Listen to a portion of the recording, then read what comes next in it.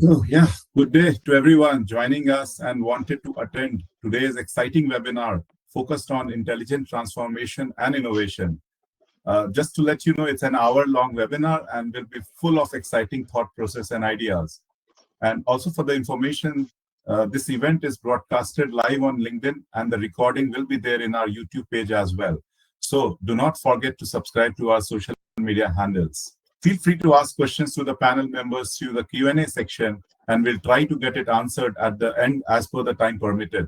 In case something goes unanswered, you can always drop in an email or leave a note to us through social media and we'll get it answered. So let's discuss about today's webinar. Today, we are excited to explore a dynamic topic, which is intelligent transformation, how AI and automation are powering the next wave of business agility. It promises to be an engaging and insightful session, and we are thrilled to have such a great audience here with us. So let me begin by introducing myself and AI CodeSpot as a platform to you. My name is Nitin Naveen, and I serve as the Vice President Innovation Strategy at AI CodeSpot. With nearly a couple of decades of experience working with different consulting firms on emerging technologies, I'm fortunate to have worked alongside global leaders, stakeholders, and some truly innovative projects as well. I'm also joined today by my colleagues. Arvind is there and is there in the back end. A big round of applause to them for their dedication and to the whole AI CodeSpot team also in organizing this event. A quick word about AI CodeSpot to you if you don't know it. It was founded around 5 years ago. Our company serves as a knowledge hub for areas like AI, Gen AI, machine learning, robotics, IoT, and much more. Through our webinars, we aim to keep you updated on the latest technological advancements across various tech sectors with fresh monthly themes and growing momentum month on month. Our vision is to become the leading global AI-driven community, a place where professionals like yourself can grow together and share the success. We are committed to delivering industry-backed webinars, hybrid events, in-person events, built upon credible insights from distinguished industry leaders, subject matter experts, and trusted partners who have been associated with us since long time. In addition to events, we curate different contents also across our blogs, videos, podcasts, and newsletters, making it easy to stay informed about today's fast evolving tech landscape. For today's session, which is themed around the AI leap that's redefining agility, we would cover a wide range of topics, which includes AI governance, business agility, audit and risk assessment, compliance, role of GCC and intelligent transformation, ethical and responsible AI practices, future prospects, emerging innovations, and much more. We are confident that the insights, discussions, and ideas you will hear today will spark new thinking and drive the value. A special thanks to all our community partners, AI Exponent, Usman Bank, and InfoVision for their essential role in making this webinar possible. And of course, a heartfelt thanks to all our attendees. Your presence is invaluable. Our platform is built to help you gain insights, connect with peers, and turn inspiration into action. So if you leave with new ideas or strong connections after this webinar, we'll consider our job well done. Let me introduce our esteemed panel of speakers for today. Our first esteemed panel of speaker is Ajay Pundir, who is Director of AI Presight and founder AI Exponent. Our second esteemed speaker is Mohammad Iqtadar, who is Chief Compliance Officer at Ajman Bank. And third esteemed speaker and moderator for today's webinar is Vinay Barigidad, Chief Delivery Officer at InfoVision. He's serving as today's moderator as well. Just a brief disclaimer. The views shared by all the speakers are their personal opinions and does not necessarily represent the perspective of their respective organizations. Thank you again for being here, and let's get started. With that, I'll hand over to Vinay to kick off this exciting panel discussion. Over to you, Vinay. Thank you, Nitin. Really appreciate it. Very good morning to everybody. And, I hope there are people who are joining all over the world, I'm assuming. So good morning, afternoon, and maybe evening, everybody. So welcome to today's webinar on intelligent transformation, how AI and automation are powering the next wave of business agility. Well, we are in an era where business are redefining agility, not just by moving faster, but moving smarter. AI and automation are at the core of this shift, helping the organizations adapt, predict, and scale in ways that were unthinkable a few years ago. But as we chase the speed, we also face a new reality. Governance, ethics, and compliance are no longer side conversations. They're part of the transformation itself. Today, we're joined by two exceptional leaders who live and breathe this balance every day. Ajay Pundir, Director of AI at Presight and founder of AI Exponent, known for pioneering the minimum viable governance framework, helping organizations innovate responsibly without losing speed. A very warm welcome to this webinar, Ajay. And Mohammad Iqtadar, who is the Chief Compliance Officer, Ajman Bank, who has been driving the responsible adoption of AI and automation within the financial sector. Thank you both for being here, and let's begin. So as we start, the first area that we'll try and address is governance, agility, and intelligent transformation. So I'll start with probably, Ajay, you are probably is the first one to take this first question. Ajay, many organizations believe that AI governance and business agility are opposite forces. Based on your minimum viable governance framework, how can companies achieve both speed and responsibility, and what the ROI of embedding governance from day one rather than retrofitting it later? If you can provide your expert advice, expert suggestion on this, that will get us started today. Thank you, Vinay, and thank you, everyone. And this is really an interesting question. And this is not new, I would say. Everyone is looking for the compliance, they are looking for the AI. And this is a myth, I would say. Companies are falling into the trap. They are thinking that this tension of the compliance is blocking or their AI initiative. They are treating this ethical changes or compliance related constraints as the blocker, but it is in my view that is not the blocker. They are, on the other hand, the enablers. Think like similar to the technical debt, right? This is the ethical debt.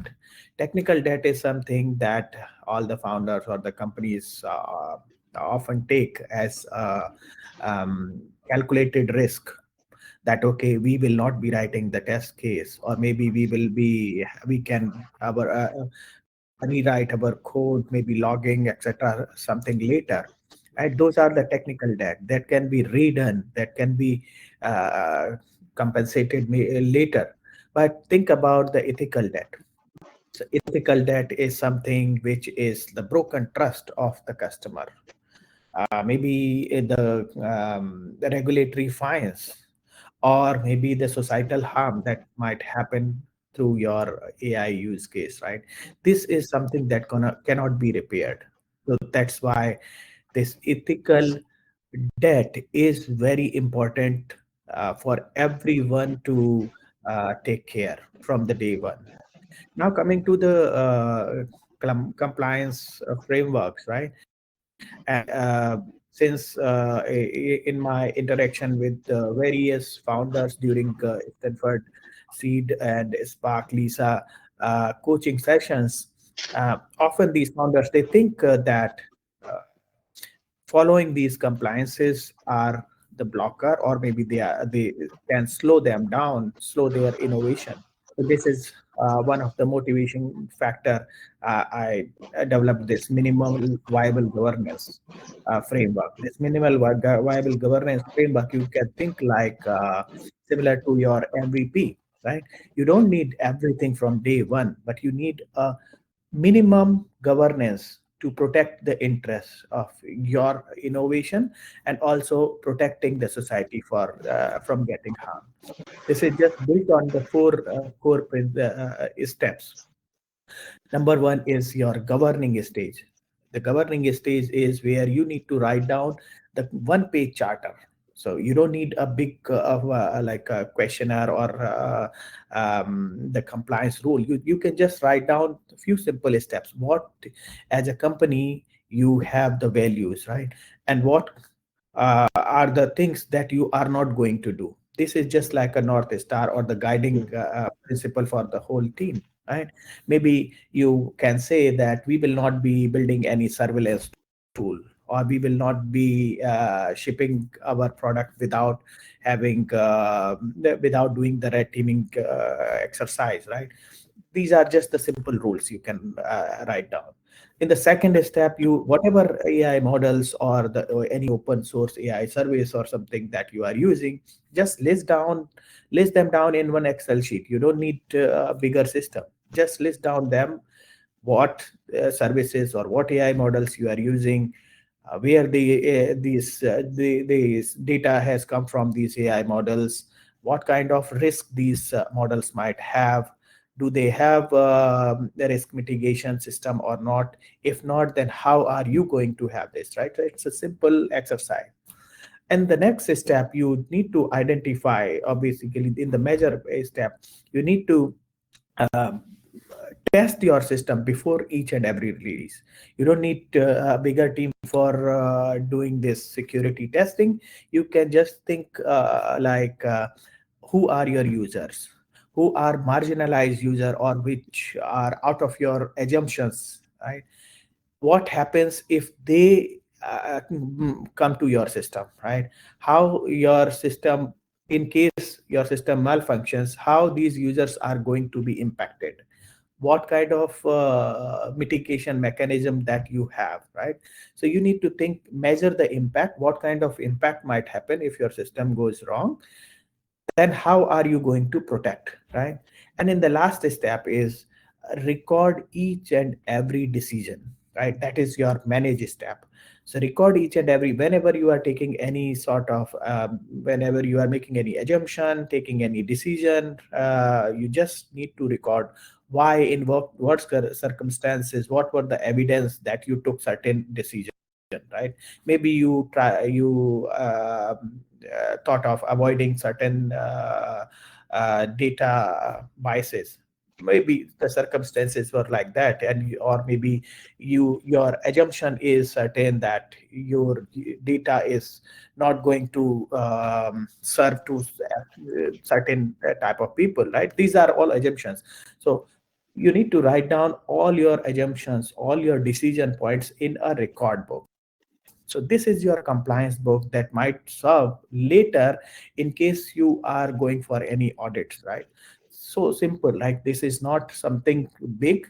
This minimal guy, that's why this is called the minimal viable governance. And now coming to with regards to the ROI proof, right? So we have a lot of such examples, right?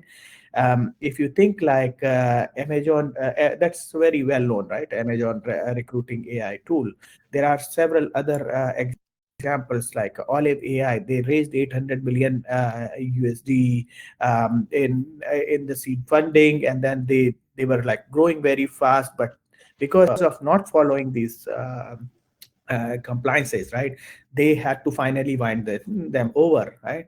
We have several other examples where we have seen just because like the technology was not the problem. Another example I frequently quote is the Zillow, right? They had very sophisticated algorithm which can predict the best housing price, etc. Right? Everything was going very perfect, but still they had to close down their iBuying business, right?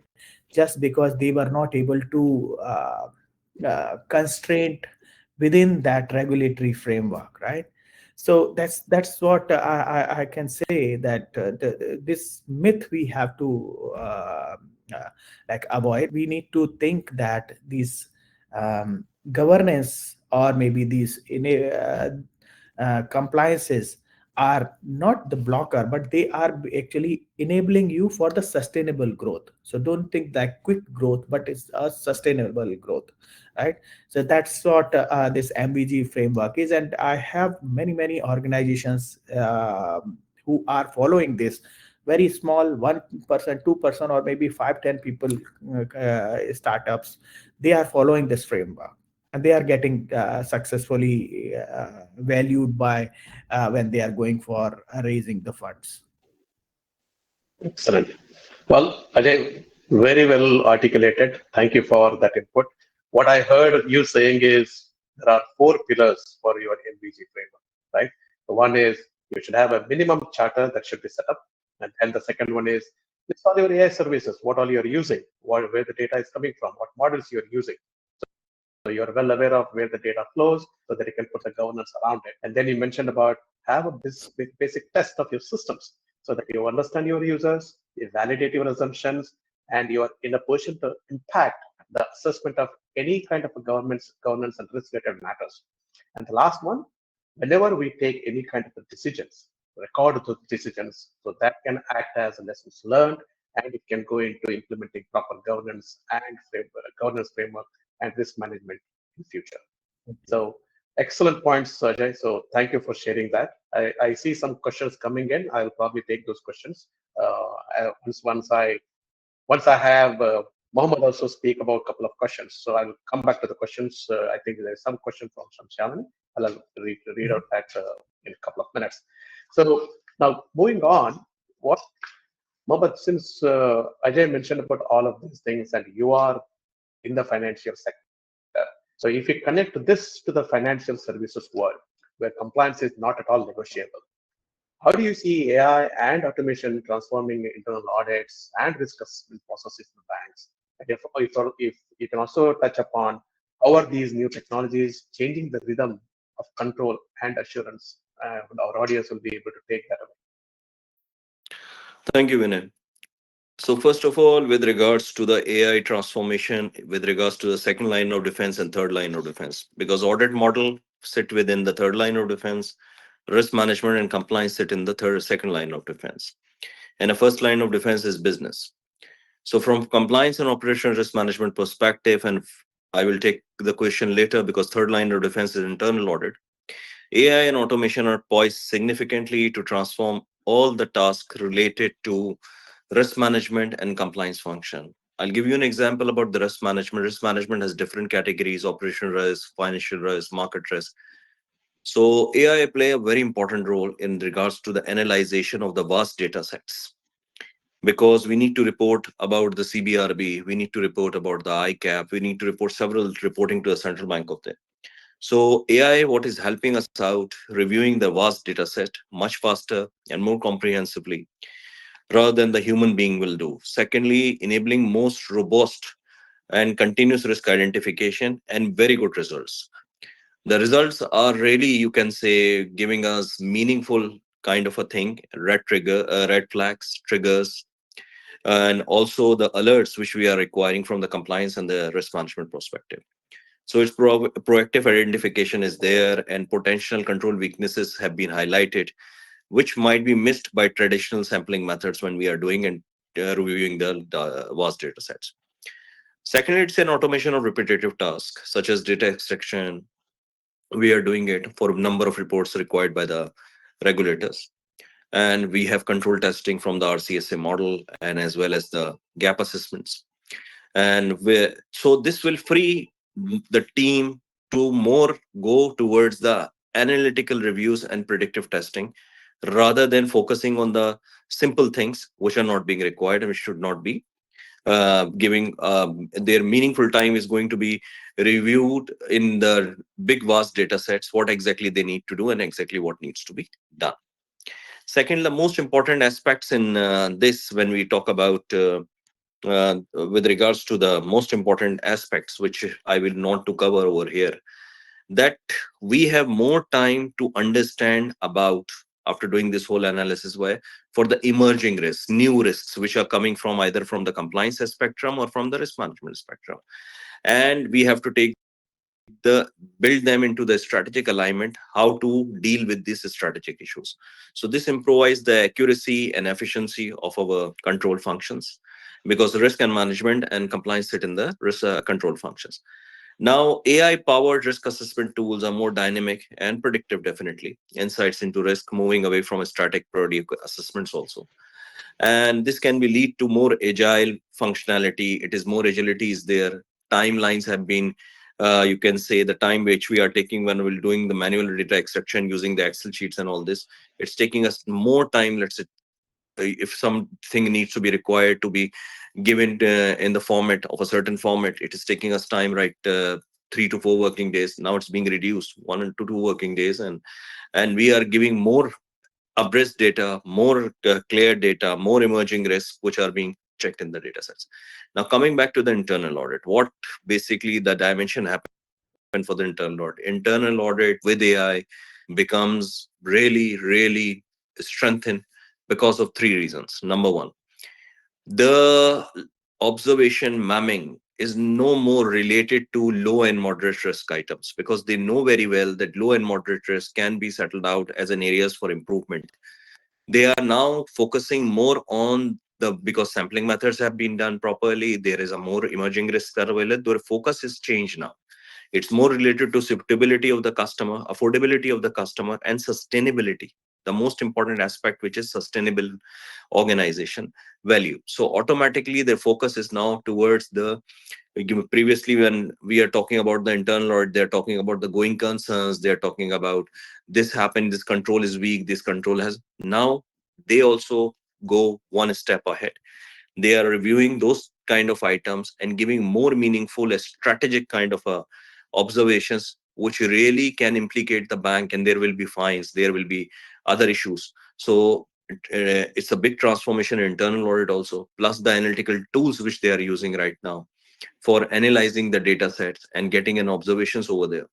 So number of changes this AI has done in as far as the second line of defense, third line of defense model is concerned. Plus the governance framework architecture came in for AI for these models also, because model oversight, we need to do it on a regular basis. So this is what we have achieved specifically in these three functions: risk management, compliance, and internal audit. I hope I have answered you Yes, question. yes, yes, Mohammed. Yes, excellent. Well, what this is very interesting to see how both of you are essentially redefining the governance. This is very dynamic, and the way that things are changing, as you mentioned, Mohammed, the banks are changing. They are looking at risk from a very different perspective, both from an internal audit perspective as well as from how do we define the first line of defense perspective, which is very interesting. Well, I'll just take, there are a couple of questions from the audience. I'll just take those questions before we move on to the next section. There's one question which has come in, which talks about, in today's environment, we are seeing major companies like Amazon and TCS announcing large-scale layoffs as automation and AI adoption accelerate. How can professionals adapt and stay relevant in this changing landscape? What skills or mindsets will help us remain in a safer position in the AI-driven era? So that's the first question. So, Ajay, would you like to take that up? Yeah, definitely. Thanks, Vinay. I can definitely see this kind of concern growing everywhere, that there is a kind of impact because of the AI, right? And people are really concerned that AI is going to automate a lot of things, and what will happen to their jobs, right? So my answer to them is AI is only going to replace the people who are afraid of AI, right? They are not using AI. So upskill yourself, start using AI to improve your efficiency, working efficiency. So that is the number one, I would say. The second thing is, while AI is kind of creating some of the impact, right? So but it is not replacing, right? It is just shifting the gear from one direction to another, and this is just one sort of revolution is happening in the whole market, right? So while we are seeing some impact on in one direction, but on the other direction, it is, we are enabling a lot of innovation, right? And this is Sure. the biggest impact that has happened with the with the Gen AI specifically recently, right? So what kind of changes that Gen AI has done?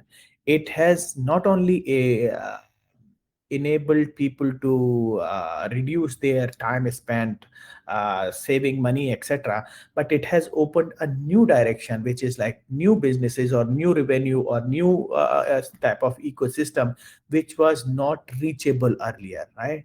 Mhm. So one side we are seeing some impact, but on the other side we are opening new ways to do business. New business models are Mhm. emerging, new directions are opening, where like you have new type of use cases, new type of innovations, right?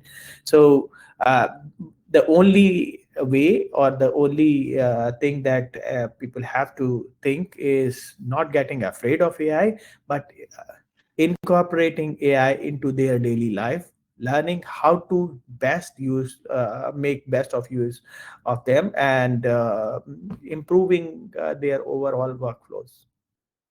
Thank you, Ajay. Thank you.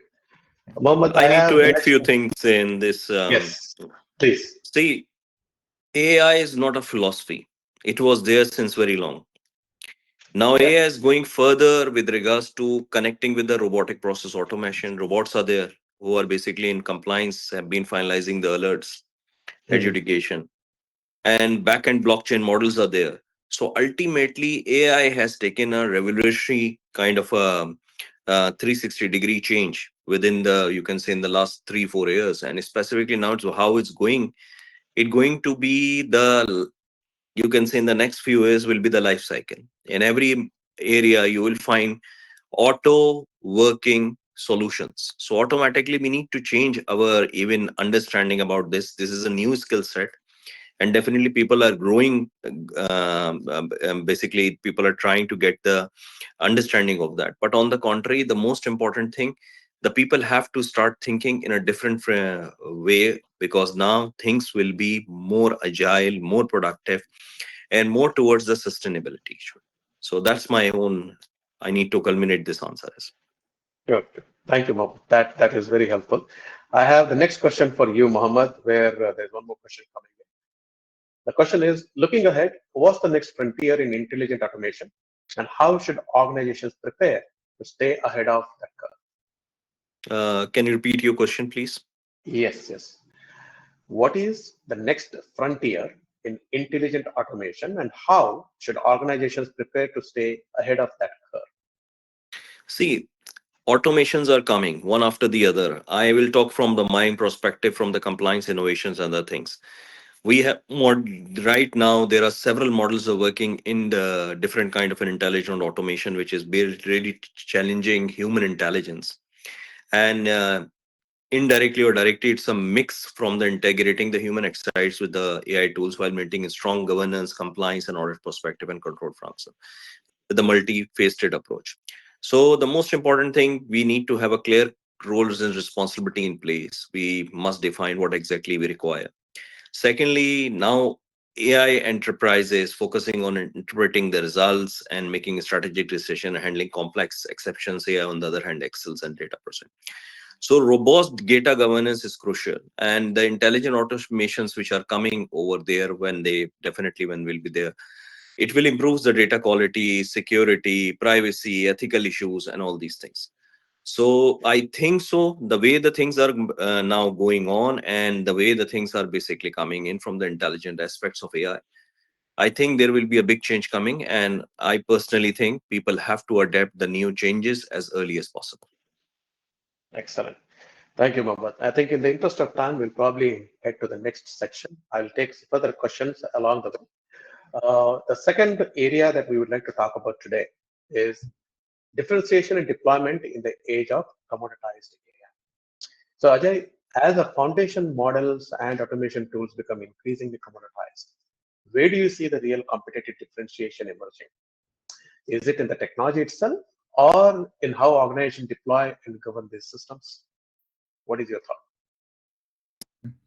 Thanks, Vinay, for asking this important question.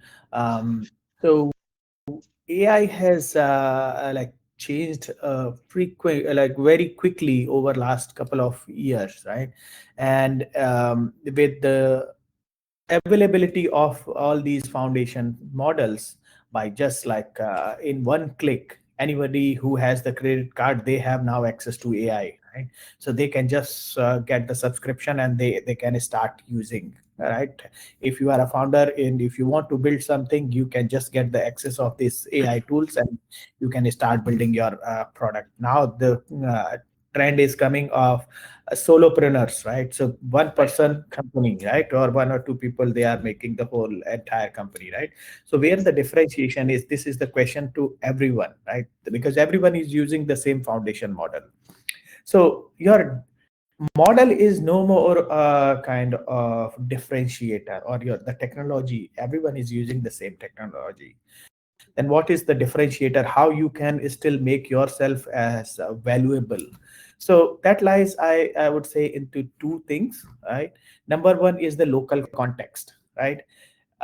So whatever you are building, the application, uh, these foundation models, or they are very generic in the nature, right? Because they are having the context of the whole world. They do not have the specifics of the business that you are going to address, or you are going to target, right? So that local context, that local business context, is the one competitive mode for you, right? You need to focus more on the vertical rather than the horizontal, which these foundation models are providing. Sorry. The second thing that I would say is, which is your ethical moat, your transparency. Your trust is the biggest moat as of today, right?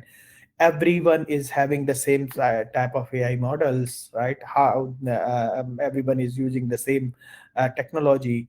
How are you making sure that your users are getting what they need? They understand whatever you are serving. Do they have the trust in your technology? How are you handling their sensitive data, right? With this kind of trust mode, you can open up for regulated industry, regulated market, where maybe your competitors are not able to go, because with the trust factor, you can open that new market. The third thing is, with having this trust mode, you can attract maybe the top talent also, right? Because everyone wants to become the part of the success story, not the headlines in tomorrow's AI failure, right? So people want to become a part of that success story. They want to work for the companies who are really building the localized, or maybe the industry specific AI products. Those are those products which are trustworthy. People know how to use them, what they are getting in those AI based products, right? So these are the two kind of differentiator, I would say, for Mhm. any sustainable growth. Your transparency, how clearly you can articulate your outcomes, and the local context, right? The business that you are trying to operate in. Okay, understood. Understood. Very helpful, Ajay. Thank you for that. So, Mohammed, from a compliance risk management lens, this becomes even more critical, right?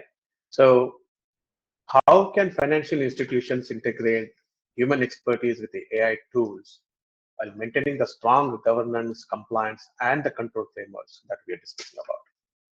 So first of all, the straightforward answer MCQ is multi-phased approach. Okay. Hmm. Integrating human expertise with AI tools while maintaining a strong governance, compliance, and control functions, and other ambits can use a multi-phased approach. First, clear roles and responsibilities must be defined. Secondly, humans should oversee the AI system with a proper skill set, focusing on interpreting the results, making strategic decisions, and handling exceptions when they trigger, which I'm talking in the previous question about the emerging risks. AI, on the other hand, excels as data processing, pattern recognition, and routine task automations. So they should understand all this, what is the pattern is coming, specifically with regards to risk management, specifically with regards to compliance. When we are doing a patternization, we can see where the scaling is going on. Either it's touching on the high risk scale, either it's touching on the moderate scale, or on the low risk scale. And after determining all this, because this is human intervention, that's a judgment is required. AI tool will not provide you everything. Then definitely second, robust data gun, and regulatory aspect is also attached to it for this high risk, medium, low, which I'm talking about at this point of time. Then definitely very important is second one, the robust data governance is crucial. Your data should be element, should be straightforward, accurate, complete. If I work with 90% on the data sets, 10% should be my risk appetite. Straightforward. There is no XYZ on that. So this includes ensuring the data quality is very important, then privacy of the data, how we are using ethical use, which we have determined. AI systems are very good, no problem, but the data should be very much straightforward. Extraction of data is very important in this kind of strategic decision making and handling complex situation. AI, you can say, AI systems are uh, provide you the excellent results when they are properly being tuned and trained on. They should not be just some kind of a tuning needs to be in place for them. Hmm. So, and then definitely maintaining hidden standards and comprehensive model risk management frameworks needs to be established. So very important that model risk management standards needs to be in place for every model, either it's related to the risk management or compliance. Whatever you are defining it as a model, there should be a proper model risk management needs to be there. There should be a proper stress testing needs to be conducted with reverse testing and negative risk testing. Further, the most important thing, this involves validating ID models. AI models should be validated properly by the independent party. Understanding the limitations, monitoring their performance, whether they are working as intended to be working on, and if there are changes required, what are the changes required, and ensuring that they should give us a fair and unbiased results. They should not be giving us some. So independent validation teams are the key over there. They should be working. And fourth, the most important thing is the continuous training and upskilling of your staff. Hmm. That is the Very most important point. Auditors and risk professionals needs to understand that how AI works. They should not just write an observation. You need to train the people. It's a mismatch. I told you, it's a multi-faced approach. right, So how right, to interpret their outputs, how to go and how to basically build. You have to build the person. You need to just need to go and write an observation and finish it off. It's no, it will not going to work. Secondly, the final, a very strong ethical framework. Very strong ethical framework. Clear policies needs to be in place. How the AI should be used. Responsibility needs to be determined. Accountability needs to be there in case if it's misused for any kind of a issue, and it should be alignment should be available with the risk appetite of the organization, and yes, regulatory obligations should be considered. Then regular audits should be conducted performed by the third party of AI systems to ensure whether they are working properly, their compliance control is proper, they are working in accordance with the regulatory obligations, or they have some mismatch. That's it. fantastic, Hope I fantastic. answer your question. Yes, yes, Mohammed. Very, very, very, very well articulated. I think you also addressed one of the questions that has come in. The question talks about in the AI era, agility is not just about speed. It's also about trust and adaptability. How can leaders build a culture that supports continuous learning and responsible innovation? So you also addressed that question. So amazing to hear your insights into this one. And if you have anything addition to add to this question, No, as please. I told you, there are, see, I myself always is a big ambassador of continuous learning. I always says I have a lot of certifications, but doesn't mean that I'm showing my skill set or something like that. The most important thing is the continuous kind of a learning. I need to understand, Uh, even if I'm taking a new review of any syllabus or anything, I just need to understand what additional aspect is coming in, which I don't know.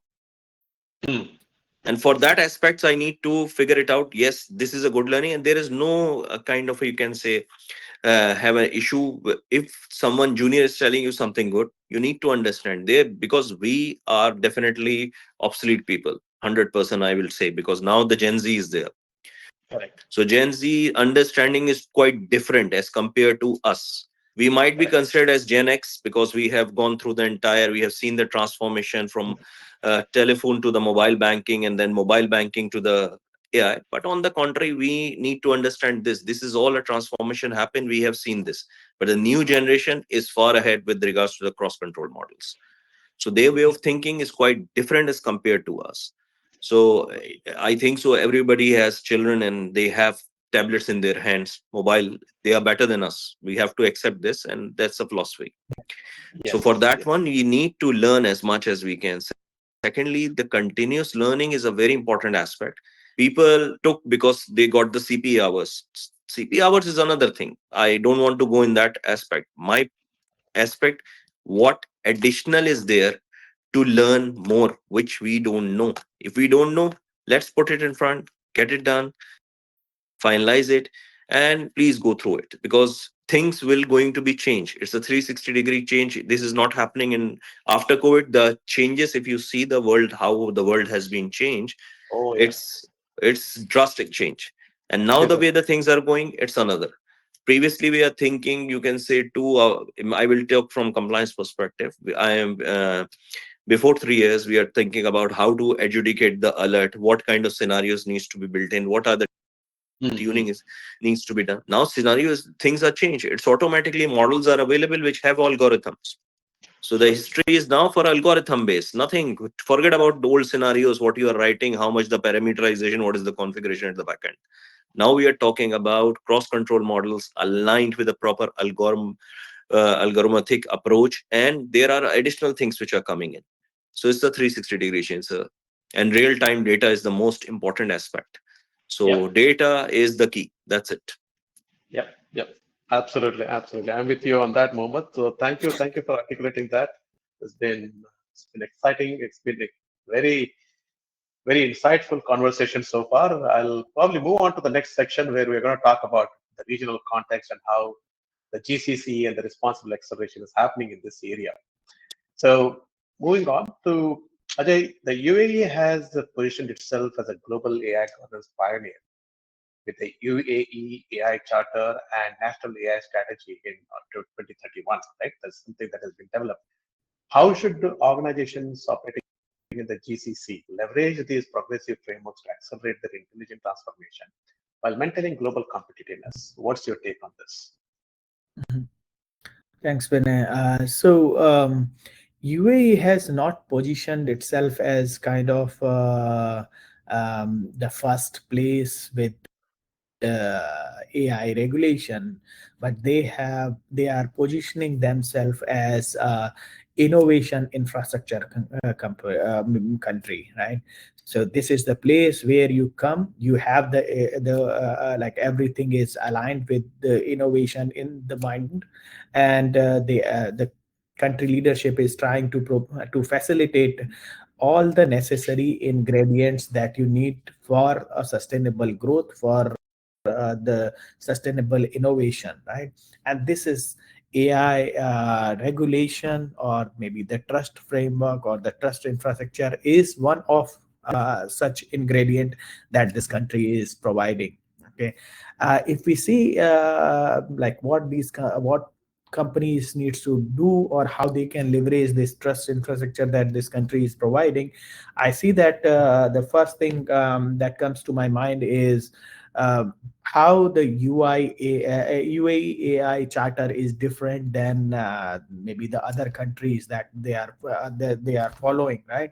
So if you see the UAE AI charter, this is like 12 simple principles that are very easy to follow, right? That gives an added advantage for all the companies. You can move faster in this area than as compared to other the 18-month reviews that might take anywhere else. With the simple approach or the simple framework here in UAE, you can ship your products very fast. The second thing that I would say is like the kind of trust bridging advantage that this country is providing. So UAE is not only like following these, or they have not only laid down these 12 principles that are there for any AI company, but they are trying to find out the bridge between the EU AI Act, which is the purely compliance regulatory rules, and also the Asian innovation, right? So the UAE Act is a unique kind of act which is trying to bring the balance between the regulation and the innovation, right? So this trust factor is really makes this place different than others. The other thing that I can say is like the here UAE has a unique place that enables you to work maybe or ship your products both in the EU countries and as well as the Western countries, right? Because they have the trust and the kind of relationship and the credibility for both the places, both the world, as right. And there is a continuous effort by the leadership of this company to attract the good talent. So the Silicon Valley layoff is again empowering the UAE talent ecosystem, right? So the country is continuously trying to attract this type of people, but they have done this initiation of the whether it is golden visa or Hmm. provide innovation space through the several programs, right? So for me, this UAE governance is not just the kind of governance as the checklist, but this is a differentiation story, which is a Hmm. conscious steps taken by the country leadership, right?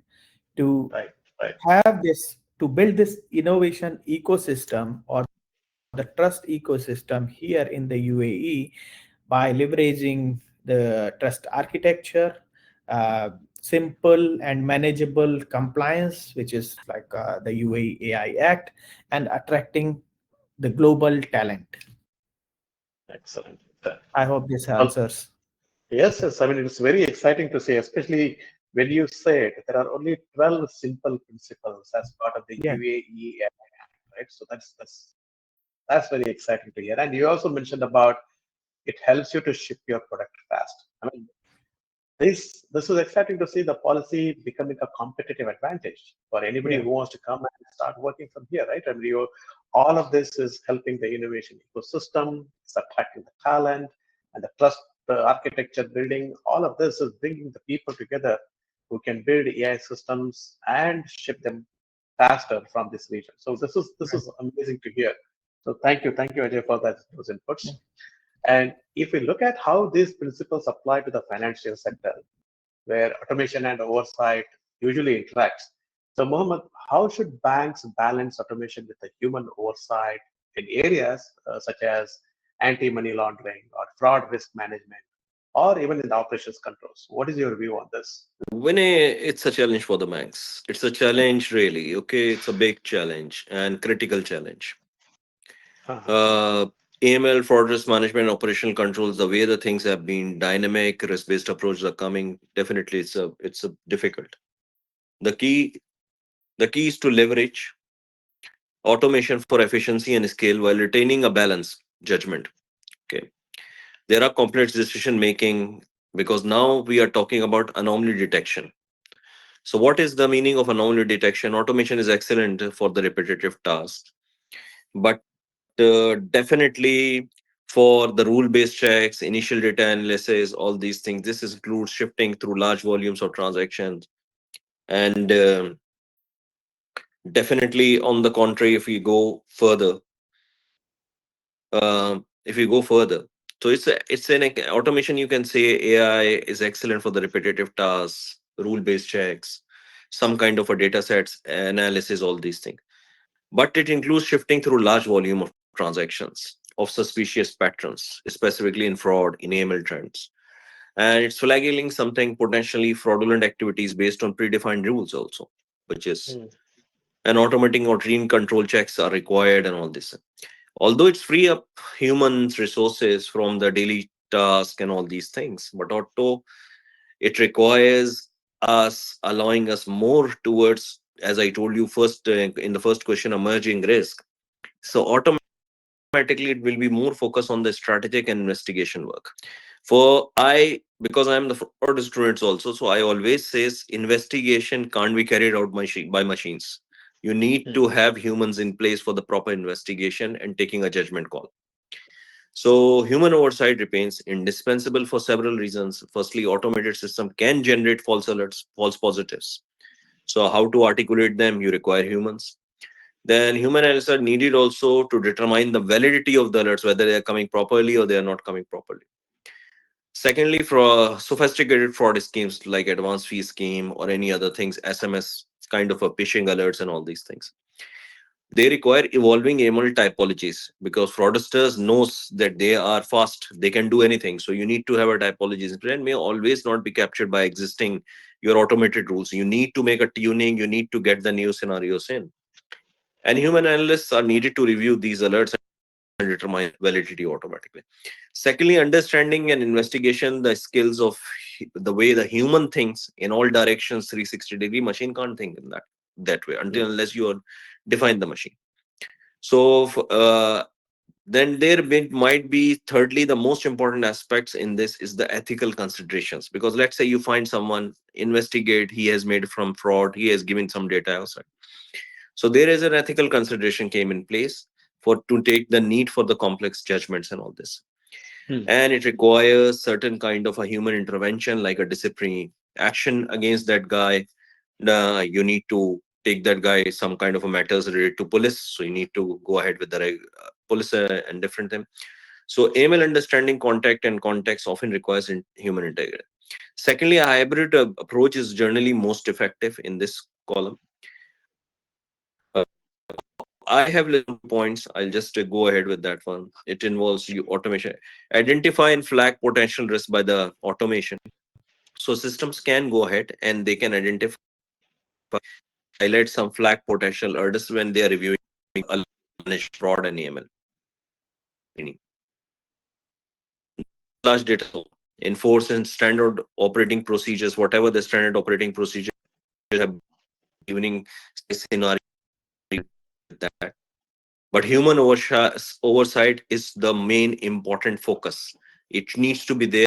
How alerts have been humans for the complex alerts or investigating the complex suspicious. Humans are developing and redefining the rules, taking a judgment calls, and adapting to new threats which are coming, because you are going through the newspaper, you know how the threats are coming and all these things. Right. And they have to ensure compliance and as given by the country regular of involves a tiered approach. Initial automated by certain thresholds or something like that needs to be in place to understand the unusual characteristics.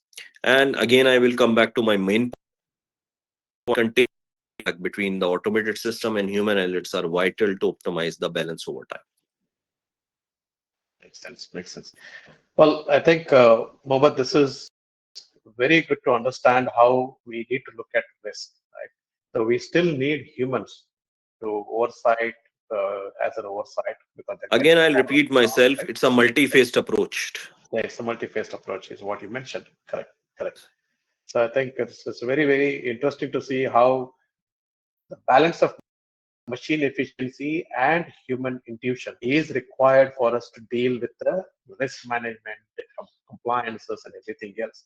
It's not going to be AI is going to be replacing everything, right? So that's what your inputs are, which is very valuable and very, very insightful.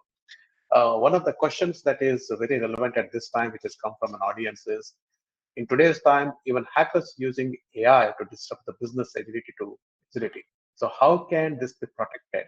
And how can business use AI to ensure the systems are fully secured and the data is protected? That's a question coming from one of the audience. So Mohammed, would you like to take that up, please? Yes, I would like to take it. The most important thing, you have to have a balancing again these kind of challenges. Information securities, daily business, there should be an information security approach is there, who are reviewing all the activities on this. Secondly, there should be a kind of an understanding in the organizations, and also can say it few things, a number of things with regard to telephone systems, SIM use needs to be as an authority kind of a measure, and to base the banks, and exactly this is a pattern is coming for a fraudulently. You need to develop certain kind of rules and mitigation controls in this, such these will getting systems and all. So play a role in that. can go, how I will provide, you will get data sets. And one thing I want to clear you on that one. Basically, what is happening, data most info. It's coming most from the social scams and all these things. So that, to get it structured and to put an anomaly against it, it will take little bit time. But the most stringent control will be anyone who's coming and trying to play with the system. He out or anything information first. Second, to understand how these activities happen, where is the control weakness, and then you have to put anomaly to get the tuning and scenarios in place and get the systems updated. I hope I answer your question. Thank you, Mohammed. That is very apt. So I think you nailed the questions. So thank you so much for that input. I think we seem to have a little bit of bandwidth issue, so we'll probably come back. We'll have it checked and come back to you guys. But yeah, let's continue on this. Moving on to the next area. Let's talk about people, culture, and talent, and how all of this is coming into play. So Ajay, research shows that 78% of AI engineers prioritize working for ethically responsible companies. That's what the statistics say. As organizations scale their AI and automation initiatives, how does responsible AI practice become a talent acquisition and retention strategy, particularly in competitive markets like UAE? Thank you. Thanks, Vinay. This is really, really kind of impressing statistics, and this is quite aligned with what we were talking about just like some time ago when we were talking how companies can differentiate themselves, right, to attract maybe the global talent, etc. Right. So this is the same thing. Now, coming to the specific kind of statistics that you mentioned, that 78% of the talent, they want to work for the companies who are following the ethical practice. Yes. On the like, there is another statistics that I would like to quote here. Only 31% of the organizations actually have the formal AI policies, right? And the people or the talent today, they wants to basically work for those companies, as you said, um, who follow the ethical practices, who are building sustainable product, who have the longer vision, who are not just running the fast, but they are running for long, for going long, right? People are really talented, right? They understand now this like as Muhammad was also mentioning, Gen Z, right? So they are very clever kids, I would say. They have the purpose, right? So they are purpose driven. They are not just going for just one kind of incentive. So they want to think, okay, what is that we are going to solve, right? What kind of Yeah, problem we are solving, not just like fixing or optimizing just one area. How is it going to impact the humans? What kind of career insurance this company is providing, right? But think about the company who is not following the ethical practice, or maybe they are not compliant to what is their future. Tomorrow they might get the bigger fines, yeah, right? And they might have to cut the number of employees, or maybe they might have to close their business, right? So all that people are thinking, and especially if you are targeting the good talent, right? So they are looking what kind of things you are building there, because they are purpose driven. They are looking that there is a career security or not, by just looking at your ethical practices. And they want to challenge the system, right? This new generation, they are thinking, they want to think beyond the conventional kind of work, right? And these ethics are making problems little bit more interesting, right? You can't use X data, you can't use Y data, and then you have to solve this problem. So there are new while these are the constraint on one side, which we might think, but the new generation, or maybe the new talent, they are taking them as the new opportunities to solve the problems in a different way, right? So this is on the talent side. What companies can do, definitely they have to attract this good talent. So as I said, like, first thing is they have to start publishing their AI ethics charter on the career page, on the company career page. So they need to Ah, tell, okay, we follow these standards, right? This is what we do. This is what our commitment, and in my MVG framework, the govern, right? That's your company policy, that we do this. We are ethically compliant. We follow these principles. So they companies need to publish their AI ethics guidelines or AI ethics charter on their career page. That is number one. mm-hmm. Number two is they need to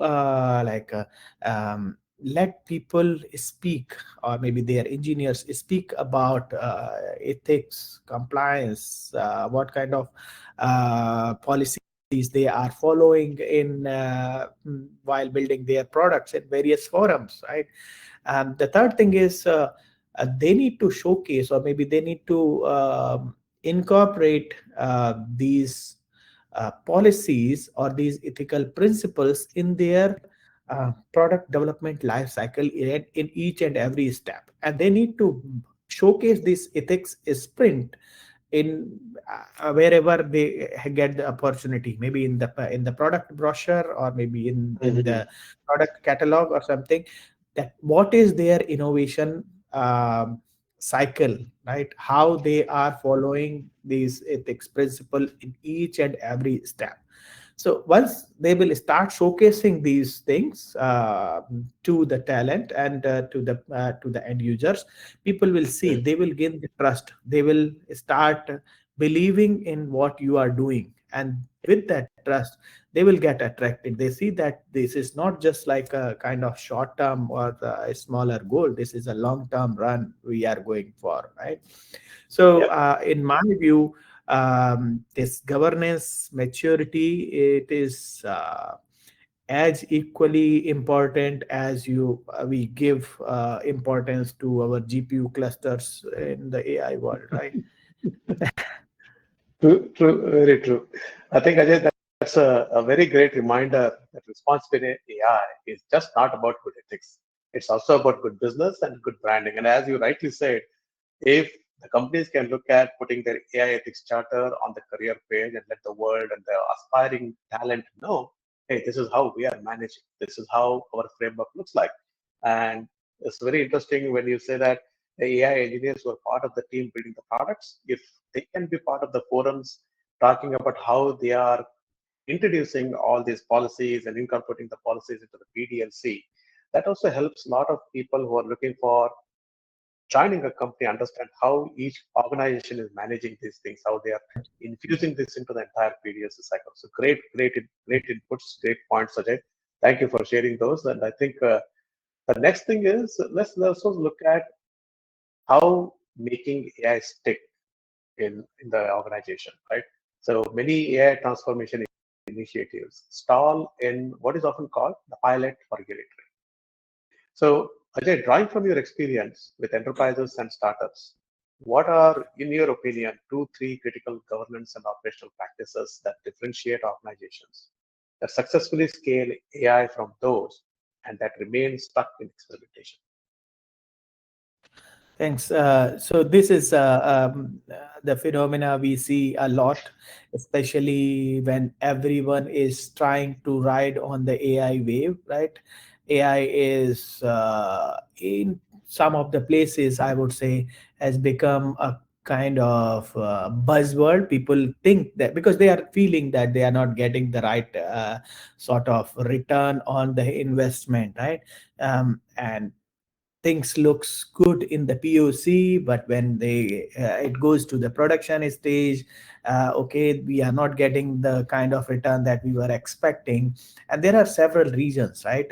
For that, number one, I would say is maybe they not finding the right kind of use case where you should be incorporating these AI tools, right?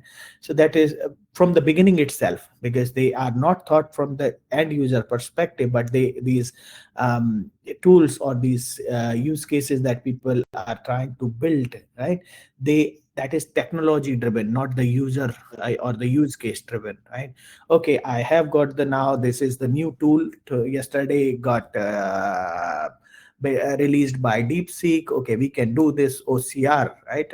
Yesterday we saw that new Yep. Yep. OCR got released by DeepSeek, right? Okay, now how can we use it, right? Or just like, okay, we have to use it, we have to make something out of it without thinking the business context, right? That's where the POCs get failed. Second thing is, like, when they think that, like, well, they are not often the companies or maybe the organizations where think that compliance or the governance is something that can be taken care in the later stage, right? They are not incorporating from the day one, right? Uh, when you are not incorporating from the day one, you are not able to gain the trust of the users or your stakeholders, right? You are not telling your user or maybe your stakeholders where this data is coming from, how this data is going through, how you have obtained your results. So there is no explainability, there is no monitoring of those AI models, right? So all these things are accumulating together and eroding trust, right? When they are eroding trust, the overall user experience is not going to be better, and then they will be discouraged to use those tools. And this is very common, right? I recently, in one of the keynote, I asked this question from the audience: how many of you have some idea or some POC or some product that you want to launch, but you are still hesitant in launching because you don't know what will happen? And around 30 to 40% people, they said, yes, we have the POC, successful POC done, but we don't know how should we release it because there is a trust gap, right?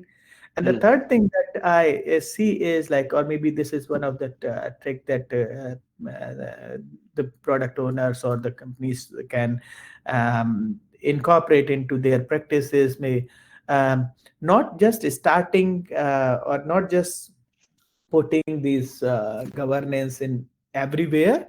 They should basically start with trust building, right?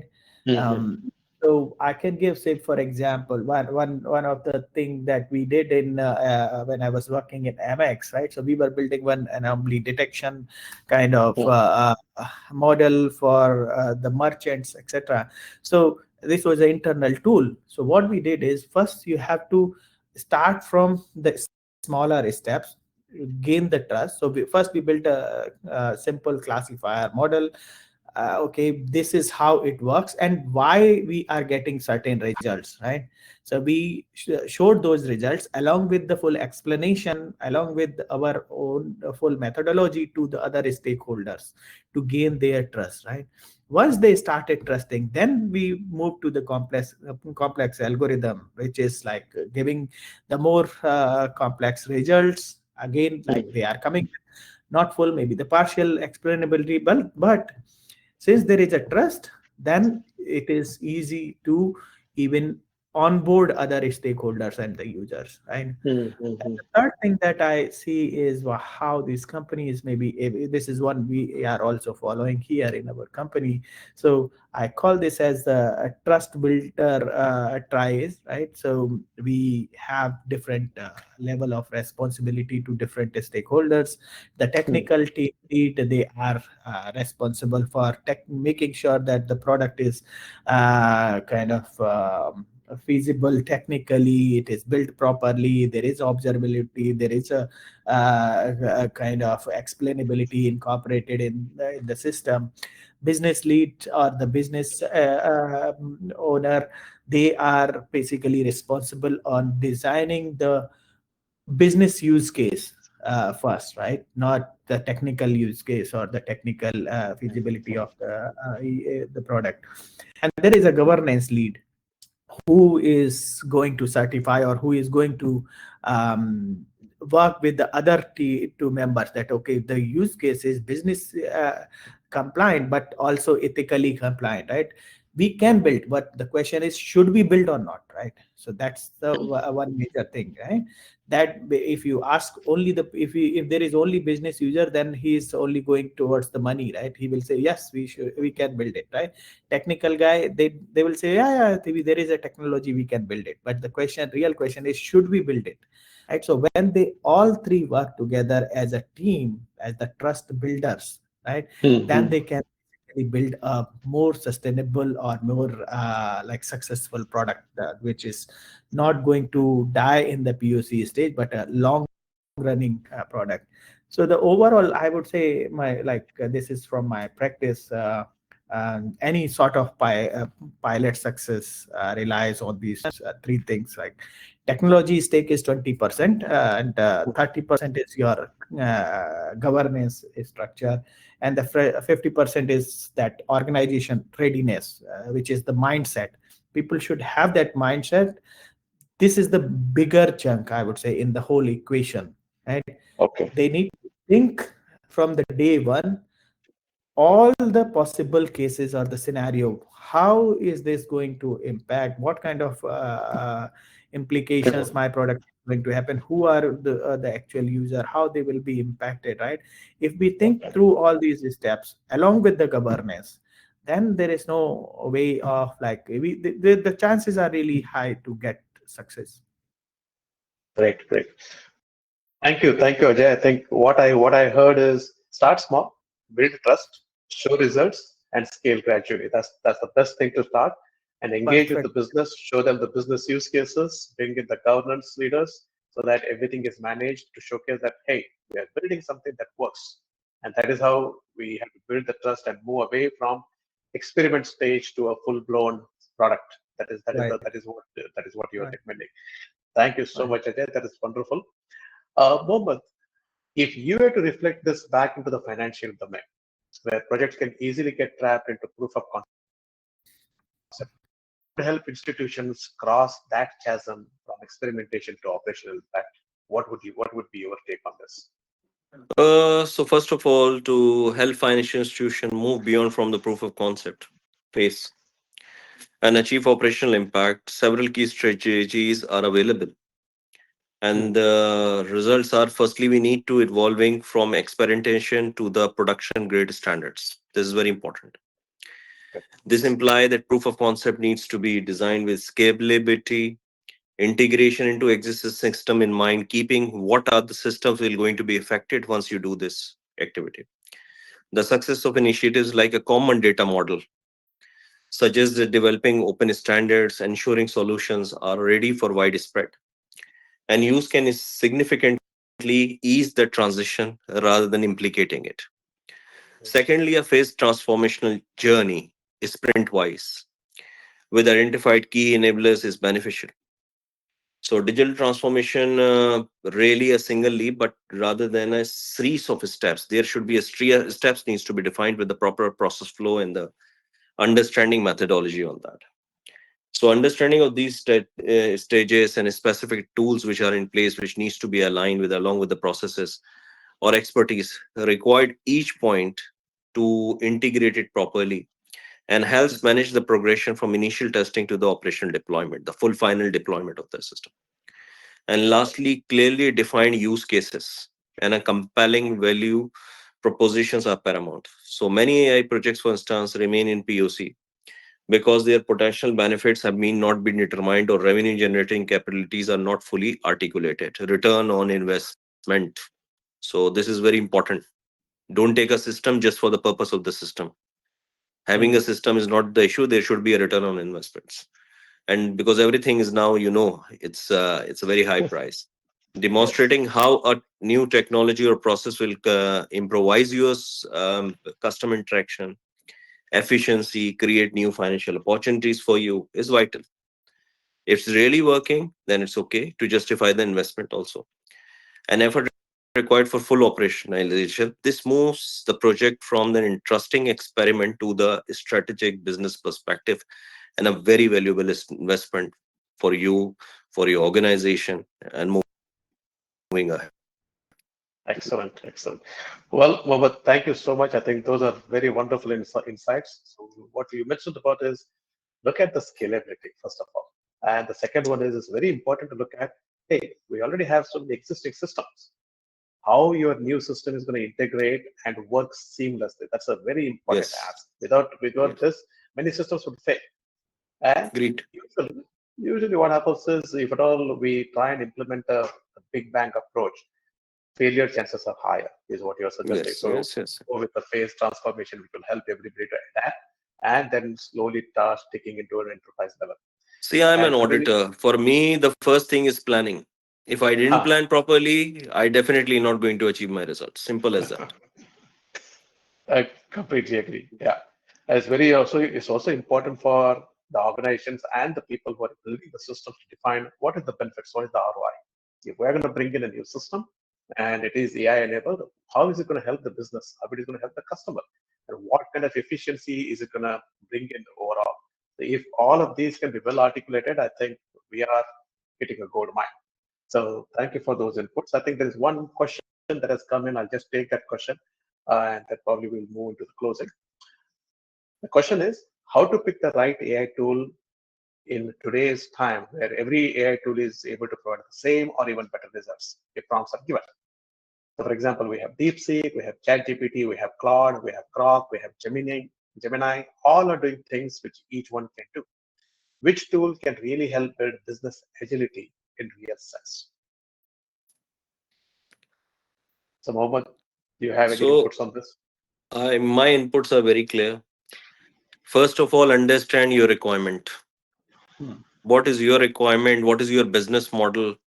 Which will be aligned to which of the system? Everybody is selling a good product. They have a good market people available.